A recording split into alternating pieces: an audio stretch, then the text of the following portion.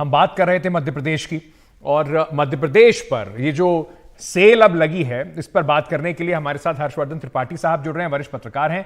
आशीष रंजन साहब जुड़ रहे हैं, co-फाउंडर हैं datalock.in के। आप दोनों का बहुत बहुत स्वागत। हर्षवर्धन जी, सबसे पहले आपसे ही पूछना चाहूंगा, सुप्रीम कोर्ट तक ने टिप्पणी कर दी, प्रधानमंत्री जी ने रेवड़ी की श्रेणी में रखते हैं, लेकिन बीजेपी हो या कांग्रेस, दोनों एक दूसरे के ऊपर गिर रही हैं कि हम ज्यादा कर देंगे। तो जनता के हित की बात ये समझ रहे हैं आप, या मुफ्त मुफ्त मुफ्त वोट लेने की बात समझ रहे हैं आप? देखिए अंकित, मुझे लगता है कि हर कोई जानता है कि मुफ्त की योजना यानी अनप्रोडक्टिव स्कीम्स जो होगी वो किसी के हित में नहीं है। लेकिन चुनाव के समय अगर उससे कुछ वोट हासिल किए जा सकते हैं तो नेता कहता है ठीक है भाई, हम देश का और किसी और का हित बाद में देखेंगे, पहले जरा अपना हित देख लेते हैं। मध्य प्रदेश ही नहीं, देश के किसी राज्य के चुनाव आते हैं तो उसी तरह की स्थितियां बनती हैं। अभी कांग्रेस ने जो कुछ कहा है उसमें से कोई भी एक मॉडल वो अपने जिस राज्य में सत्ता में रहे उसको लागू कर पाए हैं तो उसका जवाब नहीं भी आता है। और यही वो जगह आती है जहां ये सवाल बड़ा हो जाता है कि क्या नेता चुनाव के वक्त वो वादे कर देंगे, वो वचन दे देंगे, वो घोषणाएं कर देंगे जिसको जमीन पर उतारना उनके सरकारी खजाने के बूते में नहीं है। दूसरी सबसे बड़ी बात है कि अगर किसी राज्य में उस स्थिति में सरकार पहुंच जाए और उसके बाद उसके खजाने में यानी आम लोगों की जरूरत, नौजवानों का रोजगार, किसानों की उनकी उपज की सही कीमत, इंफ्रास्ट्रक्चर पर, उसके बाद अगर उसके पास पैसे बचे तो वो कुछ भी काम कर सकती है। वेलफेयर स्टेट का काम ही यही है। लेकिन अगर ये सब ना हो पाए और वो करे, और उसका बड़ा उदाहरण कर्नाटक है जहां उप मुख्यमंत्री डीके शिव कुमार के हवाले से खबरें आई थी अखबारों में कि उन्हें विधायकों को कहना पड़ा कि भाई अब फंड के लिए अभी नहीं आना क्योंकि हमें 5 गारंटी पूरी करनी है। इससे बड़ा उदाहरण कुछ हो नहीं सकता है। पर ये बात जो है, ये जैसे आप बिल्कुल ठीक कह रहे हैं, हर पार्टी पे लागू होती है। मध्य प्रदेश ने अभी हजारों करोड़ रुपए का लोन लेकर ये जो योजनाएं मार्च से शुरू करी हैं, चाहे लाडली बहना हो, चाहे दुनिया भर की जो योजना हो, मुख्यमंत्री शिवराज सिंह चौहान भी उसी बिल्कुल पैमाने पर चल रहे हैं। चाहे एमपी हो या राजस्थान, वहां की सरकारें ऋण ले लेकर अपनी ये योजनाएं हैं, ये जो फ्री का देने का जो कोशिश की जा रही है, ऋण ले लेकर पिछले 6 महीनों में पूरा करने की कोशिश कर रहे हैं। नहीं, निश्चित तौर पर। और देखिए, शिवराज सिंह चौहान भी उसमें पीछे नहीं है। यहां एक बात जरूर है जिसको मैं कहूं कि डिफरेंशिएट करूंगा कि शिवराज सिंह चौहान की कई योजनाएं हैं जो सचमुच जिसको हम एम्पावर करने के लिए कहते हैं, चाहे आप भावांतर की बात करें या लाडली योजना की। लेकिन जब आप चुनाव आते एकदम से सरकारी खजाना खोल देते हैं और कहते हैं कि हम अपनी बहनों के खाते में और ज्यादा रकम डालेंगे, तो ये एक होड़ सी होती है, एक मुकाबला है। उनको लगता है कि कहीं कांग्रेस और लोक लुभावन वादे करके उनसे सत्ता छीन न ले। लेकिन अंत में तो ये वाली राजनीति देश के लिए, राज्य के लिए, लोगों के लिए खतरनाक है। आशीष रंजन जी, ये एक बड़ी विकट समस्या है, क्योंकि ये सारी योजनाएं जो हैं, जो सरकार में हैं, चाहे वो मध्य प्रदेश में हो चाहे राजस्थान में हो, उनको बिल्कुल चुनाव से 6 महीने पहले ही याद आती हैं।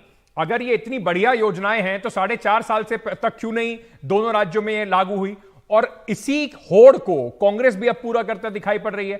कितना फर्क पड़ता है? आप जमीन पर हैं, आप जगह जगह घूमते हैं, क्या वोटर्स को इन्हीं योजनाओं से अपनी तरफ खींचा जा सकता है? कितना फर्क पड़ता है वोटर्स को इन योजनाओं का? देखिए, धन्यवाद अंकित जी। 2 बातें। एक तो आप जो कह रहे हैं जमीन पे, मैं खांडवा में ही हूँ मध्य प्रदेश में।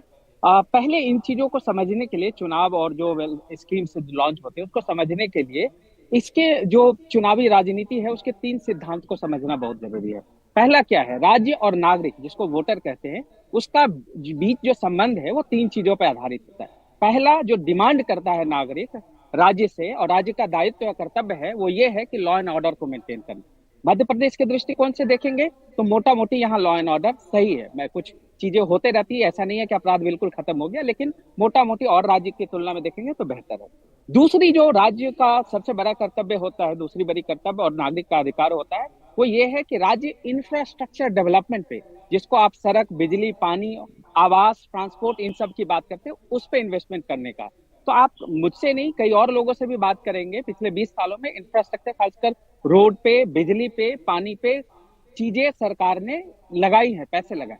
तीसरी जो बड़ी चीज है, वो राज्य का जो काम है, वो ये होता है कि नौकरी या जो काम के जो अवसर को उपलब्ध कराना। और ये सिर्फ मध्य प्रदेश पे लागू नहीं होता, कई और राज्यों को देखिए, पिछले कुछ सालों में रोजगार के मामले में चाहे किसी भी पार्टी की सरकार हो, वो कहीं ना कहीं एक तरीके से फेल रही है या एक स्टैग्नेंट चीजें आ गई है। तो अब उसमें बचता क्या है? बचता ये है, उपाय यही बचता है कि आप नागरिक जो वोटर होते हैं उसके एक्सपेंसेस को कम करते हैं या उसको इंसेंटिव देते हैं। ये एक सैद्धांतिक पहलू है। दूसरा जो आपका सवाल का जो दूसरा पक्ष था वो ये है कि जो वोटर पे असर पड़ता है। डेफिनेटली जब आप रोजगार नहीं दे पाएंगे या उनको कमाने का साधन उपलब्ध नहीं कर पाएंगे, तब वो सरकार से या पार्टी से यही उम्मीद करेंगे कि कैसे उनके एक्सपेंसेस का बचत हो और वो जो अपना लाइफ स्टाइल जो है उनका थोड़ा सा उसमें सुधार हो।